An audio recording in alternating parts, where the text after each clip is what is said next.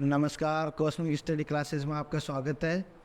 जैसा कि हम पढ़ रहे हैं राजस्थान भूगोल के बारे में, तो राजस्थान भूगोल में हमने पहले पढ़ा है राजस्थान की उत्पत्ति के बारे में, स्थिति के बारे में और विस्तार के बारे में पढ़ा है।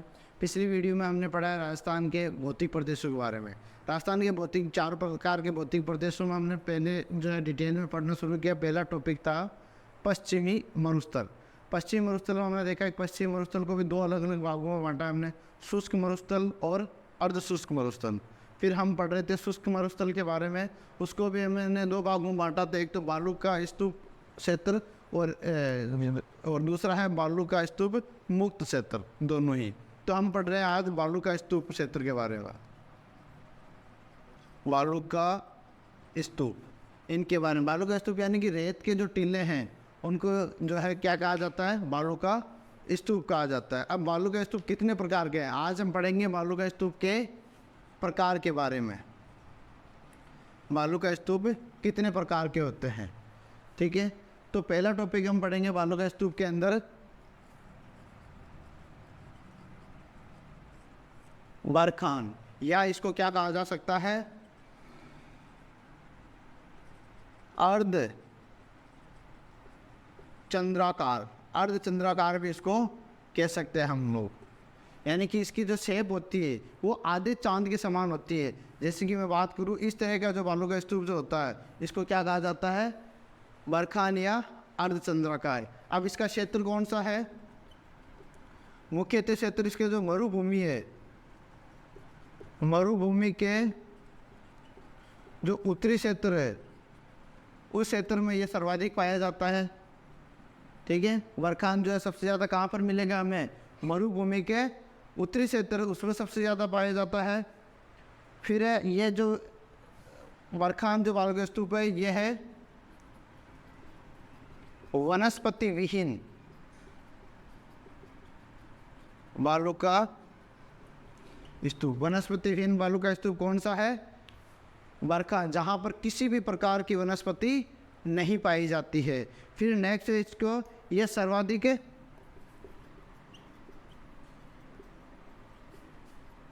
गतिशील है। सर्वाधिक गतिशील मतलब कि स्थानांतरित हवा के साथ में यह जल्दी होता है। फिर इसके जो दोनों सिरे हैं, दोनों सिरों के बीच में, दोनों सिरों के बीच में बनने वाले गर्त को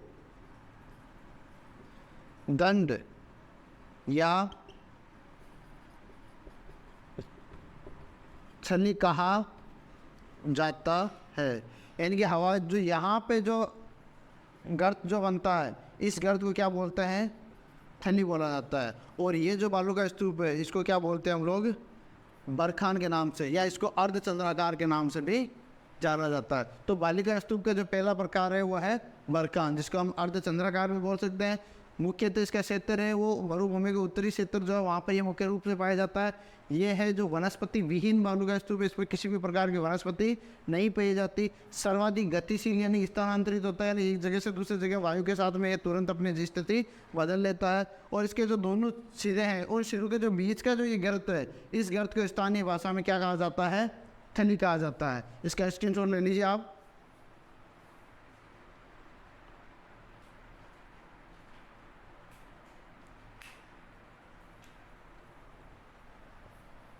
नेक्स्ट है सेकंड बालू का स्तूप है अपना अनुप्रस्थ बालू का स्तूप। सेकंड है अनुप्रस्थ बालू का स्तूप। अनुप्रस्थ बालू का स्तूप कौन सा होगा, जब एक ही दिशा में हवा गति करती है तो उसी दिशा के समकोण पर बनने वाली स्थलाकृति को अनुप्रस्थ बालू का स्तूप कहा जाता है। अनुप्रस्थ बालू का स्तूप किसको कहा जाता है? जब एक ही दिशा में अगर गति कर रही है, मान लो कि ये इस दिशा में पवन इस तरफ से गति कर रही है और यहाँ पर कोई समकोणीय स्तर पर यहाँ पर कोई बालू का जो है बालू का स्तूप बन रहा है, तो वो कौन सा बनता है? अनुप्रस्थ बालू का स्तूप, जो कि बिल्कुल किसके दिशा के समकोण में बनता है। इस तरफ से दिशा आ रही है और इस तरफ से जो बन रहा है उसको हम क्या बोलते हैं कि पवन इस तरफ से आ रही है, तो ये कौन सा होगा? अनुप्रस्थ बालू का स्तूप। इसका क्षेत्र कौन सा होगा? मुख्य रूप से ये कहाँ कहाँ पर होता है? बाड़मेर, बीकानेर, जोधपुर,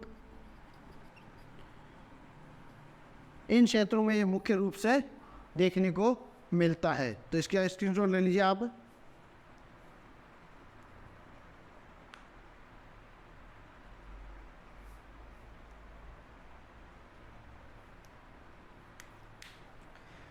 नेक्स्ट है अपना तीसरा बालू का स्तूप, जिसको हम बोलते हैं अनुदैर्घ्य। तीसरा बालू का स्तूप है अनुदैर्घ्य, या इसको रेखीय भी बोलते हैं, या औनावर्ती बालू का स्तूप। ये नाम सारे इसी के हैं।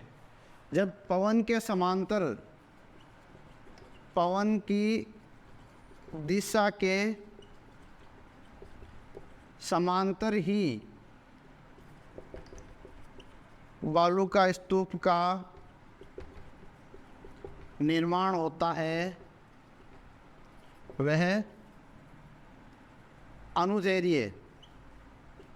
अनुदैर्घ्य बालू का स्तूप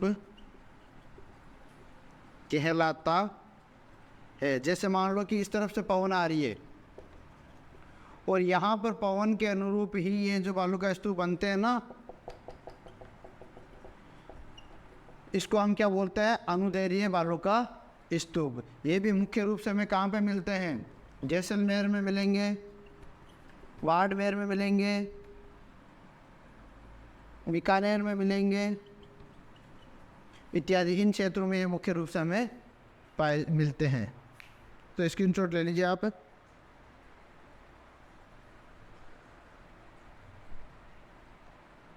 It was very abundantly. That's very big.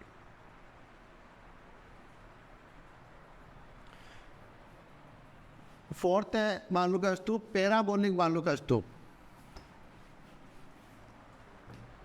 Fourth कौन सा है? पैराबोलिक बालू का स्तूप।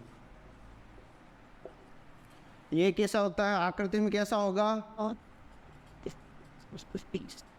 महिलाओं के हेयर पिन की आकृति में बनने वाली स्थलाकृति क्या होती है? पैराबोलिक बालू का स्तूप। जैसे ये हेयर पिन होती है वो इनकी, वैसे ये क्या बनता है? पैराबोलिक बालू का स्तूप हमें देखने को मिलता है। तो ये आकार देख लीजिए एक बार इसका।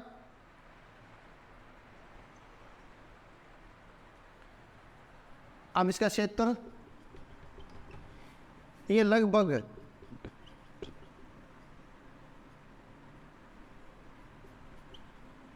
संपूर्ण मरुस्थलीय क्षेत्र में देखने को मिलता है। मरुस्थलीय क्षेत्र में देखने को मिलता है। जब वनस्पति, वह जो समतली मैदान होते हैं, इनके बीच में क्या होता है?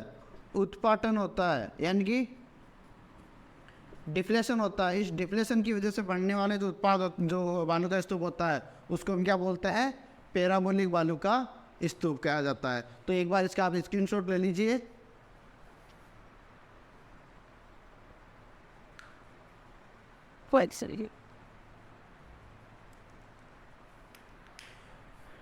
नेक्स्ट है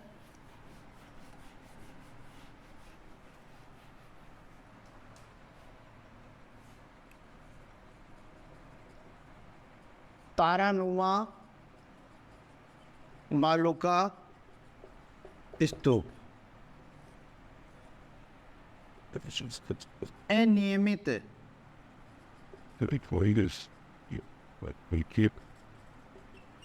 हवाओं से निर्मित बालू का स्तूप, यानी अनियमित हवाओं से जो बालू का स्तूप बनता है, जैसे स्टार होता है ना हमारा, ऐसे उस आकार में बनने वाले जो बालू का स्तूप होते हैं उसको हम क्या बोलते हैं? तारानुमा बालू का स्तूप, जिसका आधा इधर चला जाए, आधा इधर चला जाए, आधा इधर चला जाए, आधा इधर चला जाए। क्षेत्र इसका मुख्य रूप से हमें कौन सा देखने को मिलता है? बीकानेर हो गया अपना, बीकानेर है, गंगानगर है, ये जो क्षेत्र है इसमें ऐसे तारानुमा बालू का स्तूप देखने को मिलता है। और मेन चीज़ है कि इसमें 3 से अधिक भुजाएं होती है। इसके अंदर कितने होती है? 3 से अधिक भुजाएं पाई जाती है। किसमें? तारानुमा बालू का स्तूप है। इसका स्क्रीनशॉट ले लीजिए आप।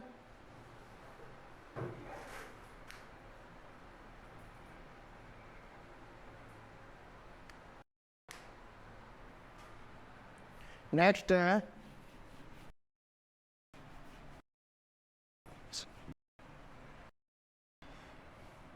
नेटवर्क बालू का स्तूप।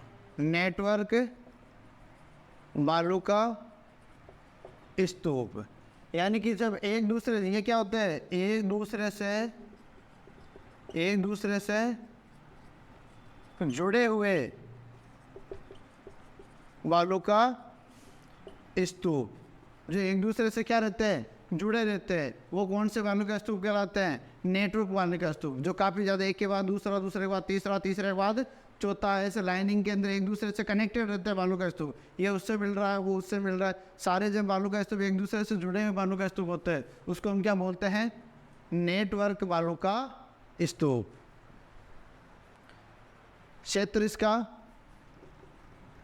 मुख्य रूप से ये हनुमानगढ़ और गंगानगर से हरियाणा तक ऐसे बालू का स्तूप देखने को मिलते हैं हमें। इसका स्क्रीनशॉट ले लीजिए आप एक बार।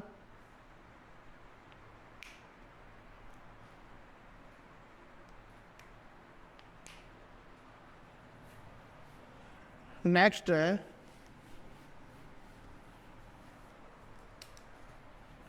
What is the use of virus? अवरोध बालू का स्तूप, यानी कि किसी अवरोध से, किसी अवरोध के परिणाम स्वरूप बालू का एक जगह इकट्ठा होकर बालू का स्तूप का अगर निर्माण होता है तो वो कौन सी कहलाती है? हमें अवरोध बालू का स्तूप। कौन सा होता है वो? अवरोध बालू का स्तूप। ऐसे हमें लगभग प्राय मरुस्थली भाग जो होती है, मरुस्थली क्षेत्र में, संपूर्ण मरुस्थली क्षेत्र में, ये इसका जो क्षेत्र है वो लगभग संपूर्ण मरुस्थली क्षेत्र है, जहाँ पर आपको ऐसे बालू का स्तूप देखने को मिलते हैं। तो स्क्रीनशॉट ले लीजिए इसका।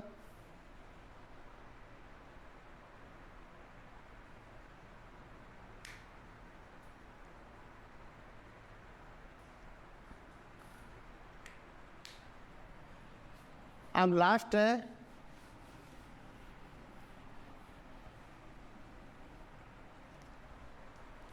लास्ट है आपके 8वां सर्पकपीस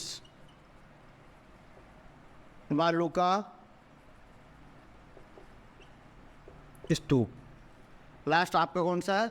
सर्पकपीस जो बालू का स्तूप है उसको कहा जाता है। और ये कहाँ पे? झाड़ियों के आसपास बनने वाले बालू का स्तूप। ये कौन सा है? झाड़ियों के आसपास जो बालू का स्तूप बनते हैं उसको हम क्या बोलते हैं? सर्पकपीस बालू का स्तूप। ये मुख्य रूप से हमें लगभग संपूर्ण राजस्थान में, क्या मरुस्थल में और संपूर्ण राजस्थान में भी देखने को मिलता है, लेकिन मुख्य रूप से मरुस्थलीय भाग में ये जो कंटीली झाड़ियाँ हैं उसके आसपास देखने को मिलता है। मरुस्थलीय क्षेत्र जो है वहाँ पर आपको ऐसे संपूर्ण मरुस्थलीय क्षेत्र में ये बालू का स्तूप देखने को मिलते हैं। तो इसका स्क्रीनशॉट ले लीजिए आप।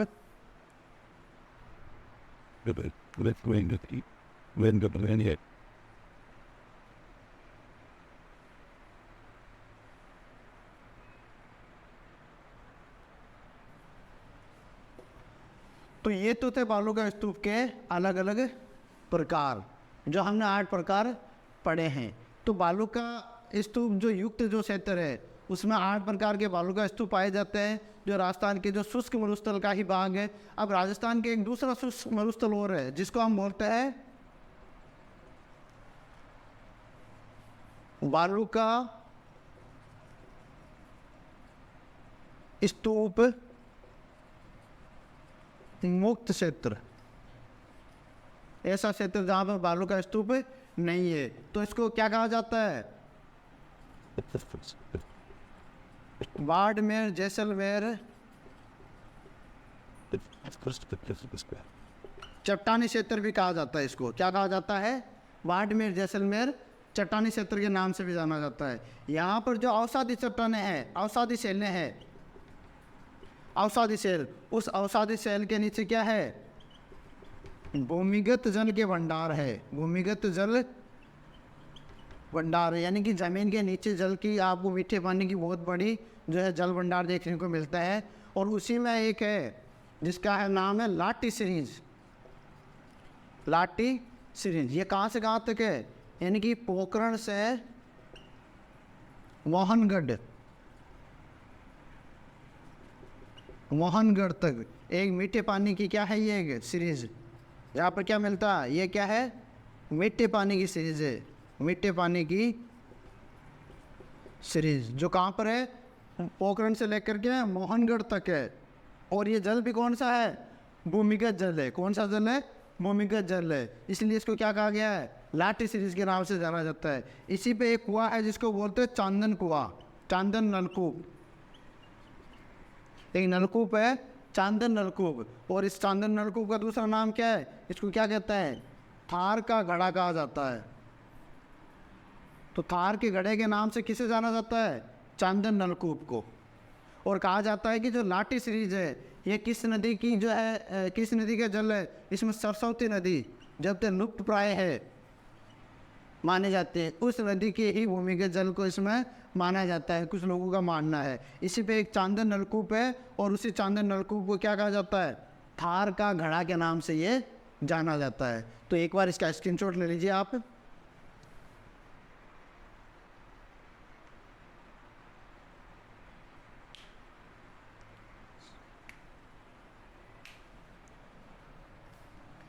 नेक्स्ट देखिए,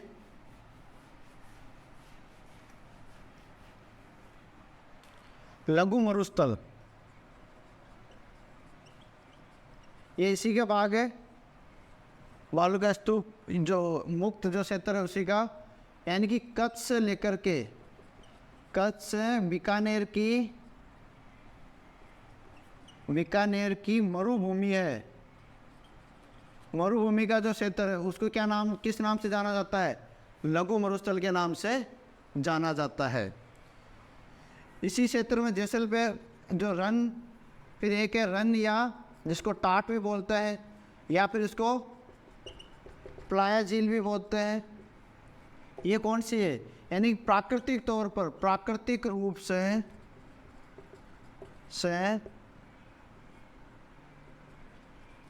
जमीन का नीचे बैठा भाग जिसमें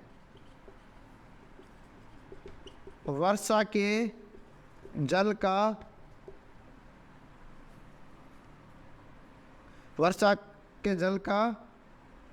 संग्रहण किया जाता है,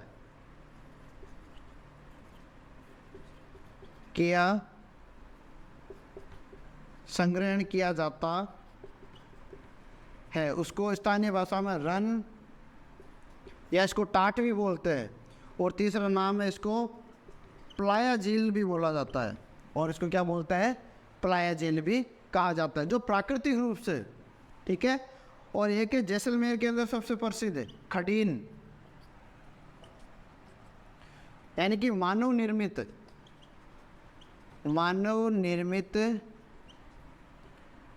जल संग्रहण झीलें। खडीन किसको कहा जाता है? जो मानव निर्मित करता है, जिन झीलों को वर्षा के जल को संग्रहित करने के लिए क्या किया जाता है? मानव द्वारा उसको संग्रहित किया जाता है। उन झीलों को क्या कहा जाता है? जैसलमेर के अंदर। और ये मुख्य रूप से कहा जाता है? जैसलमेर में। खडीन में मुख्य रूप से कहाँ मिलती है? जैसलमेर के अंदर। तो रन या टाट और खडीन में क्या अंतर है? खडीन मानव निर्मित झील है, जबकि रन, टाट या प्राय झील है, ये प्राकृतिक रूप से जो अगर कहीं मिट्टी का भाग नीचे बैठा हुआ है तो उसके अंदर जो भी पानी स्टोर होता है उसको क्या कहा जाता है? खडीन, रन, टाट या प्लाया झील। तो स्क्रीनशॉट ले लीजिए।